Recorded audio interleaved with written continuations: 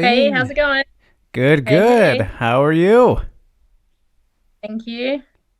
Awesome. Well, I want to wish you a happy birthday right away. I know it was just your birthday, right? Thank you. Yeah. I actually celebrated two birthdays because I had my Australian birthday. Everyone was calling me, messaging me, and then yesterday had my American one. So, um, super spoiled. Yeah, no kidding. My goodness. Did you get to do anything fun, or is it kind of tough in terms of, right before the fight, or is that considered like the present for you? Yeah. Well, I'm waiting obviously till post fight to like celebrate my Yeah. 40th, but I'm sorry, breakfast with Holly yesterday morning before sparring. So that was nice. And over the weekend, I had like brunch and a dinner with two of my other friends. So all very fight can't wait cut approved food. But yeah, to be fair, like I'm focused on next week and then we'll worry about my birthday after Yeah, that. exactly. Got to take care of business before you can really, have all the good fun that comes along with that. So, the Yeah. big 40 though, I mean, how do you feel about that? Like a lot of people kind of freak out a little bit, but you're still young in spirit and look better than ever I know in the cage. So, I was saying to a couple of the girls yesterday, like I remember my 30th birthday weekend. That was my first MMA fight. So this has actually been 10 years in wow. MMA now. But yeah, I actually was like leading up to my 30th birthday, I was like a bit sad. And I was like, I remember getting my hair braided and they found the first white Oh hair. no. And it was just turning 30 was terrible, but I've been at peace. Like I feel good at 40 and it's good. I'm a week out of a fight, so I'm physically at my peak. My weight's good. Like I feel young, but not even that. I kind of like mentioned it in my post, but where I am in life at the moment, like it's just I'm just at peace, and I'm like this age is awesome. Like I'm, mature, wise. I've made my mistakes. I've got good people around me. All the people are, awesome relationship. My kids are good, happy, healthy. Yeah, health, wealth, everything. So, bring on 40, and these next 10 years till I'm 50. Like it's Yeah. yeah, it's awesome. Totally, Good age. totally. Happy to hear. Happy to hear that you're enjoying it. And like I said, yeah, would never know. Like if you're just looking at you, couldn't tell. So got it going on. The Asian genes, that's for sure. Because I've been pretty lucky. Like I don't do fillers or anything like that. Like I mean, I don't even have makeup on right now. So I like quickly fix my hair because I literally just came off the mats from training before my interviews. So this is as good as it gets. But All right. Awesome. Awesome. Yeah, no problems whatsoever. And Arlene, I got to tell you, you have had one of my favorite nicknames of all time. And I've never actually heard the story. So I want to hear the story right away. Like, where did Angerfist come from? What is the origin of this? Because it's just so fitting and it's very unique. yeah, funny because I remember my first boxing fight, my first amateur boxing fight. It was on a fight night, so I got to pick out a walkout song, and I end up making like a mashed up group of songs, and it was "Run This Town" with Rihanna. It had there was another the Angerfist Mega Mix of 2009 because that was Okay. the year that I had my first. So that's at the beginning of that. There was a mix and it says like, "Hi, my name is," and then in the Eminem voice it says Angerfist. Actually, sorry, reverse that. It says, "Hi, my name is," in the Eminem voice, and then they say Angerfist, and then it just went into like the rest of the mashup that I made. And yeah, it was interesting because obviously as a boxer, everyone punches and Right. stuff. But then I got known pretty early on in my first four boxing fights. I finished with TKOs because I was just a big hitter, and the fight name didn't really stick in my like my amateur boxing days after that, and then even my professional boxing days. But when I went over to MMA, because I came from a boxing background, it just kind of just yeah, it just stuck. And yeah, I'm kind of like about 5 6 years into my like MMA career, I looked at changing it because I was just like, oh, Anger Fist, only because I was trying to look like marketing myself and branching off Right. into like obviously my speaking that I do and like even my mentoring and stuff. And Anger Fist is when you're approaching businesses and companies that have nothing to do with fighting. Like I'm this woman that's like, Anger Fist, and everyone gets a little bit into stuff. But anyway, I'm glad I didn't end up rebranding. I just kept it as it is, and now the name kind of just fits and it appeals to the right people. Those people that are a bit intimidated or don't know me or haven't got to know me, yeah, they miss out. Totally, totally. Yeah, no, I love it. I think it's very great. It's very unique, like I said, and very fitting because it's funny. Like I've talked to several of your opponents by this point, and specifically, I remember Jesse Jess and Marloes Kuhnen both said that you were like the hardest puncher hitter that they've ever Yeah. fought. And so, like, I'm just curious when you hear like those kind of things. It's flattering and kind of fitting, going with the nickname and everything. But a lot of people Oh, have highlighted how hard you hit, Arlene. it's flat hearing that from both of them, considering like they both beat me. So yeah, like it's nice, and I do like hearing when compliments are given like that, because even sometimes in fight camp, like you'll be training and stuff, and you're like, God, am I hitting hard? But yeah, when you hear it from opponents, you're like, God, I must hit hard. So yeah, it's good to know. For sure. And so then that brings me to the question, are you a believer that you can train power, or is it just natural, like what you're born with? No, it's a technique. Obviously, I'm physically strong, and there is a component of like that. But I've spent a lot of time. I was very lucky to have very good boxing coaches early in my career that were very technical, and I throw a punch very technical. So I think that helps too. But in saying that, every time I watch my fights back or see photos, I'm going like, God, that doesn't look technical. But yeah, I think it's a mixture of like I'm quite strong for a female, and but yeah, and then the technique with anything, like, and it's the same with even wrestling. I just had an interview before, we were talking about Sarah's wrestling, and I expect her to be quite strong, but not just so because she's physically strong, but because she's going to be very, very technical, which causes problems. Same with people who are like on the ground with jiu-jitsu. When they're very technical, it makes it hard. So technique in any of the components of MMA is very important. Yeah, absolutely. Cannot deny that. I mean, it's just you can see it in the performances that people put on. So yeah, for sure. And I mean, just speaking of power, like, yeah, Sara McMann, also a very powerful hitter from what we've seen, and just very strong physically and everything she does. Yep. Obviously known for her wrestling, and it's a very interesting Yep. matchup, I think, for you, Arlene. And I mean, just when you look at kind of featherweight, kind of historically has never really had too strong of wrestlers. I mean, at least maybe of her caliber. I don't know. Maybe you could tell me if you agree with that. But like, this is one of those interesting matchups for, I guess anybody. But you getting to welcome her, and especially she's coming up, all these things. Like, how are you kind of viewing this? It's kind of a unique one.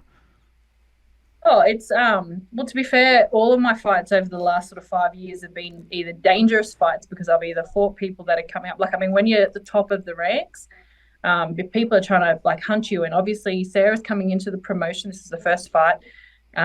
She's taking me on straight away. And, obviously she's thinking a win over me will set herself up in the promotion very well for like, big things in the future. So this is a fight camp that's, if not probably a little bit more pressure on me, than a different pressure than the Cyborg camp. But I guess for me, because I'm coming off a loss too, like it's, just a few little things. Like, I've trained my ass off this fight camp because, I want to get back in that win column. And I know that Sarah's going to be a very dangerous opponent. She looked great in her fights in the UFC, even the ones that she didn't win. Like, I thought that she was winning up until the points that lost her fight. So, and then, being a bantamweight fighter, they work at a different rate. Like, she's a very high-paced, constant working. So I know I'm in for 15 minutes of grind. Like, wrestlers have a grind to them that's ugly, and that's what we've been preparing for. So, like, coming over here and training at altitude and having to grind like that has been ugly. Like, this camp has been ugly. So I'm excited just to get in there. Like, I know I've got a big night a big night ahead of me to get my hand raised. And I knew that when I signed the dotted line, and as I said before, like, we're here for the big fight, so For sure. And ready to do it. yeah, I mean, you're always preparing, of course, for the best version of your opponents. But I'm curious, like, do you think that, Sarah, obviously cutting, it might be a stupid question because she's cutting less weight and you're always going to feel better doing that, presumably. But do you think it will be a better Sara McMann actually up at 145? I mean, first time, we haven't seen it before. Yeah, I'm not too sure. Like, I mean, I've read a few things, like comments and people. Like, I'm assuming she made big weight cuts to make 135, or like even in her wrestling. So, But I mean, anytime you don't have to cut weight Yeah. is good, because obviously, like, in going to be used to moving around at that weight, like, So, um, yeah, I don't think like that's going to hinder a performance having to go up. And yeah, being a wrestler with such a like being the pedigree wrestler, she's going to be used to training with bigger people. She's probably trained with guys a whole career too. So yeah, I mean 135 and 145. It's such a like similar sort of like division, I guess. Yeah, Yeah. obviously, even like when you see the UFC, a lot of the fighters go up to 145. So it's just a matter like, yeah, it's just one less thing that she has to worry about on fight week is cutting weight. So she'll be walking around looking great, like laughing, and then probably watching me do my runs, like, because I have to cut weight. Yeah. So, yeah, yeah, Yeah, definitely. And you're no stranger to great opponents, big names, and all that stuff at this point, Arlene. Getting the experience in with other great opponents, and I'm curious for you, like you're obviously building off of those every fight, right? You're learning something new, taking away from it, and you just coming off the Cyborg fight now and have fought her twice. Like specifically when it comes to fighting someone of Cyborg's caliber, I want to ask you, like, how much do you say it? Would you say it's helped you improve getting to share the cage with her for as much time as you have now? yeah, yeah. Definitely a lot. Like post fight with her, I was just keen to get back in there straight away and kind of build on that momentum. As the time's gone on, obviously that's doing it a little bit. I'm sure once I get back in there next Friday night, like it's boom, let's just go. As like Coach Wink says to me too, like I'm a performer, like I do all these head miles in fight camp with trying to perfect this and this and this, train, and but then yeah, getting on the night and it just all just flows. Like I feel like all my performances, since coming over here and being part of the Jackson Wink fight camp, have enabled me to really shine in my strengths, but then obviously have improved where my weaknesses are too. So, like, yeah, definitely the confidence, but we've kept working on things since that Cyborg fight, and I'm just ready to showcase it. Like I said earlier, there were things in the Cyborg fight I wish I had done better. So it's not so much just the confidence I got from the fight. It's like the wanting to do better than that performance, Right. and knowing that I still have more to give, and knowing that knowing that the best version of me still hasn't been shown inside the Bellator cage yet. That's, I think, what I want to. I don't think I'll finish until that version gets shown. So I'm really hoping, obviously, with Sara being a wrestler, being a high level, grappler on the ground, and also having good striking, it's going to be such a well rounded MMA fight that I get to showcase more than just my striking. And hopefully the best version of me comes out, so I can. And I already know the best version of me comes out. My hand's getting raised, but yeah. Yeah, absolutely. Looking forward to seeing it. I mean, my goodness, get me excited there. But I'm curious, Arlene, like, how was the overall first fighting experience in Hawaii? Like, environment wise, like, aside from the in-fight stuff, like, was it a dream come true? How was it? Explain this to me. It was awesome, and obviously I was super bummed that it's been a whole year since I fought. Like I was Hmm. super keen to fight sort of the end of last, but the fact that I've been invited to go back to Hawaii is awesome, because the whole fight week was great. It was the fact that I had my family and friends and everything over there too, so it was nice to have all of them there. But you know, it was a nice way to kind of blend fight week where you're still having to focus on fight week, but then distract yourself too. Like you're at Yeah. the beach and like you're cutting weight.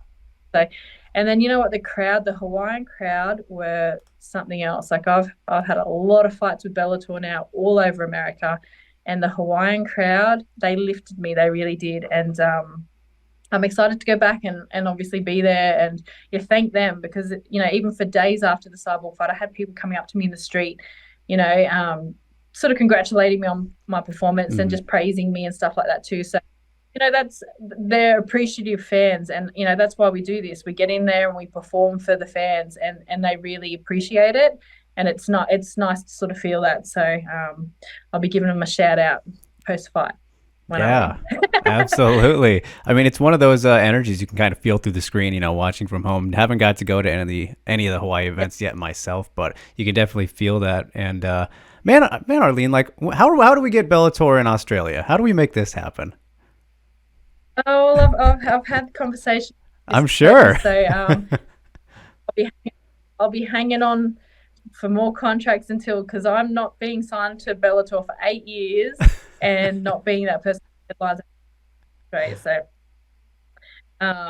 hopefully pretty soon. But yeah, you Fingers crossed. it's and you know, like the interest is there. People want to, like, Bellator's getting a good name in Australia. Like obviously UFC have got like I guess advertising, you know, more sort of well known, but Bellator's up there and people want to see it. So I think, you know, they'd be surprised at how packed out the stadium will be when you know, they finally come to Australia. Even sign some potential new fighters to fill the card, because there's a lot of talented fighters in Australia. You know, obviously we just saw Sarah Collins, who just made her Yeah. debut as a featherweight. Like, you know, she's what was she, 4-0? Or she 4-0 now? She was 3-0 when she did. Yeah, one Whatever of those. she's undefeated. Yeah, so like there's a lot of guys too. So I mean, I know there isn't one Australian male signed to the promotion. So yeah, we need some Aussies on there. Seriously, yeah, and especially with going around all the places they do, got to give Australia some love, and you'd be obviously a mandatory person to have on that debut event. So, yeah, yeah. Oh my goodness, but man, Arlene, it's crazy. Like with the birthday that you just had and everything, and like looking at where you still are in your career at the top of the division, like just always around, the best of the best. Don't want to see you walk away anytime soon. You're feeling great, like you can go for as long as you can, right? You just mentioned 50 and all that, but I'm curious, like, are you thinking about how much longer you want to? Is it just for as long as you possibly can? I mean, I'm sure it's hard to even think about that kind of thing, considering where you are in the division, and then, when you see Holly go and do the stuff she's doing around the same age. Yeah. Yeah, I used to be a person that'd have like your immediate goal, like 5 year, 10 year, stuff like that. But I'm a bit of a go with the flow type person these days. Even when like talking about the title and stuff, like I'm like, you know what, I'll have this fight. I mean, I definitely have no intentions of retiring anytime soon, but yeah, I'm a live for the moment type of person. So but yeah, I can guarantee you'll still see me there for a long, long time. And like I said, definitely until Bellator come to Australia, I will still be an active Yeah. fighter. And yeah, Need that one. That's the bucket list right there. So gotta get that one down. But you mentioned the title, and obviously it's kind of a, I don't know what's going on with that at the moment. Cyborg hasn't, re-signed yet, and I just want to get your thoughts on it, because obviously there's been the drama with Kat Zingano, who's continuing to win. Makes sense to make that fight, but how do you kind of see things playing out at the top of the division, Arlene? Because let's say something doesn't happen with Cyborg not coming back for whatever reason, then in theory you could slide in there and fight Kat after a win here and fight for the title again, right? I mean, how do you see things shaking out, I guess? there's definitely that you know, that's definitely crossed my mind, but I've also just focusing on this fight Yeah. ahead. So for me right now, like, yet opponent is Sarah, who I'm definitely not overlooking. So yeah, but in like theory, Mm-hmm. yeah, a win here throw me straight into contention. And I think even my second, you know, shot with Cyborg came off the back of conversations with Cris and Kat not falling into place. So obviously, you know, Cris had to fight. So I mean, even if that, you know, even if Cris does still stay with Bellator, there may be an option for me to just jump straight, you know, past Kat if the negotiations between the two of those don't play out. So that's quite possible. We'll just see. I'll just obviously fight this fight, get the win, and whatever happens after that, you know, I might even fight Kat. Might be even like another. But I'm pretty sure, like, yeah, surely something's got to get sorted out pretty soon. Like, Kat would be wanting to fight for the title. Like, she had a great performance against Leah. Leah had a great performance too. It was an exciting fight, so it just is exciting for me because I haven't fought either of those girls Mm-hmm. too. So possible opponents down the track. Yes, just lots of interesting things going on with featherweight division at the top right now. So we will see how it all shakes out. But first order of business, obviously, next week. So, and you know, you have fought so many great opponents, like I said already, Arlene. But who would you say has been the toughest? I mean, is that a dumb question because you fought Cyborg, or is somebody else kind of stand out to you as like, man, that fight, she was really good kind of person, you know? Uh, obviously Cris for the title fight, but I remember. like there's been certain fights throughout my career where I haven't, like Julia, when I fought her the first time, I was just like, holy shit, like she's strong. And, obviously my wrestling wasn't the greatest back then. So like I used to use a lot of too much energy trying to muscle everything. I was like, God, this is, so yeah, she was, tough opponent. She was also very, very strong in her grappling. But there's been different opponents throughout my career. I mean, obviously Cris is by far like because she's just so well rounded and strong and tough. Like she's a solid 145er. I feel like a couple of the girls I fought could have possibly I guess coming from 135 up to 145, they're not real true 145ers. So whereas Cris is a true 145er. But yeah, no, I would say it would be Cris. Yeah, fair enough. Yeah. Fair enough. Just had to ask, of course. But with that in mind, like, do you have a favorite win, Arlene? Is there one that you always look back on? You're like, man, that was such a great feeling getting that one. Um, there's been different fights. It's funny because I always say to my partner about how like I've cried inside the Bellator cage so much. When I cry, certain losses I cry. I'm like, God, but I'm like, yeah, super emotional in there, and I always, but it just depends on like what happens in fight camp. Like obviously the Diana Silva fight, like that was pretty cool to get the third round TKO over her. I just felt like my striking was really on point, and I was pretty happy with how I put everything together that fight camp. And also too to get the finish in the third round. Like usually, like I'll come out in the first round, and if they don't like obviously like the Amanda Bell where I got that super happy. That was cool. Like, breaking the like making the record of 22 seconds. That was Yeah. super cool. But in saying that, like I fight, like my striking looked terrible. I was like, it looked like a scrappy pub brawl or something. I was like, every time they play the highlight, I feel like cringe. But the Dana fight probably like I think that was cool because I just was very technical in my striking, like checking and moving, head move and stuff. Like I felt like my striking was really on point then. I had a couple of injuries with the Pam Sorensen fight, so that was cool just to come away with that win. And she was pretty solid. Not to she ate a lot of my right hands, but yeah, there's been just depends on sort of what's happening in the fight camp, or if I've gone into fights with injuries or something and I've had to overcome hurdles or so. But All I'm right. just happy with all my wins, I guess. But I Yeah. always critique them. Definitely. Well, you didn't mention my personal favorite, and it's probably because I was there, so it kind of amplified it a bit better. But it was the first event I actually covered as a media person. But Bellator 206, when you got the slam knockout over Amber Leibrock, I mean that was so loud in person. Like I was like, Jesus, did she Yeah. just kill this woman? But what do you remember about that one? I actually went out the back into the change room after that fight and sat there and actually cried because I actually cried in the cage for that one too.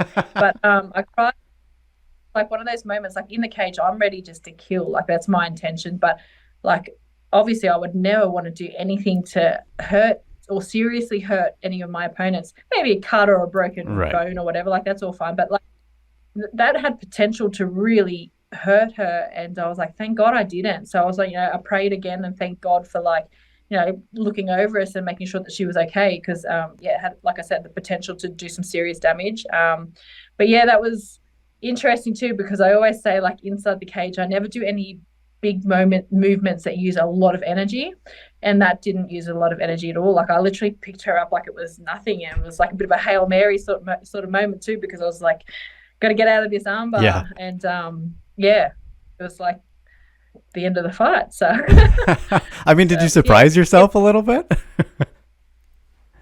well, it was cool because, Rampage Jackson was on that card Yeah. too. And obviously he's known from him. Yeah. So I was kind of like, So, it made for a cool highlight reel, that's for sure. Yeah, no doubt. I love that one. It's a lasting memory I have in my own experience. So very cool stuff and a great win. So looking forward to all the ones that are to come in the future, Arlene. And before I let you go, though, I got to ask you the question I always like to ask fighters that I talk to for the first time. And that is, if you never got into fighting, Arlene, what do you think you'd be doing instead? I mean, we don't have to worry about that, but I'm curious. Is there some other sport or hobby that you'd be like, all right, that'd be the career path if you didn't have this one? If I didn't ever get into fighting, or if I was to end my career now, what would I be doing If post you fight? never got into fighting at all. Well, I'd probably still be working some sort of 9 to 5 job, training people and being a mum. Like, it's interesting because becoming a fighter opened up so many other doors in my life, to become like do other avenues like in streams of income too. So, um, yeah, and the confidence, I guess, too. Like, I mean, I've really grown as a person being a mixed martial artist for the last 13 years. So, um, yeah, I'd probably just be a mum, be a partner, be an employee, and yeah, still loving life, but yeah, just not having done the or experienced the things that I've experienced Yeah. over these years. So I'm very, very my fight career, and yeah, I think that was one of the attributes as to why I was so happy turning 40 because, yeah, as opposed to sort of turning 30, like I feel like I've really grown and evolved as a person. So very thankful for what this sport's given me. Yeah, absolutely can't beat it. And that's why it's a good you don't have to think about it. But I always love to ask that question because there's so many different answers. And a lot of people say I have no idea, which is totally fair. But I mean, do you have an idea of what 9 to 5 kind of thing you'd lean towards or just whatever you can you could do? Um, well, yeah, I was working like up until actually 2020. I was still working full time. I'm also a personal trainer as well. Hmm. So yeah, I was working as a quality assurance person for Coca-Cola. So yeah, it's interesting. I just now though, if I was to finish my fight career, I definitely still like at the moment, I'm also mentoring when I'm at home, like back in Australia with children in youth services. So yeah, I think I'd really expand on that and definitely like my motivational speaking. So that's where kind of life is heading after fighting. I'm doing obviously all of that now and managing fighters and stuff like that. So I've got things in the works because I'm a very proactive sort of person and I also get very bored.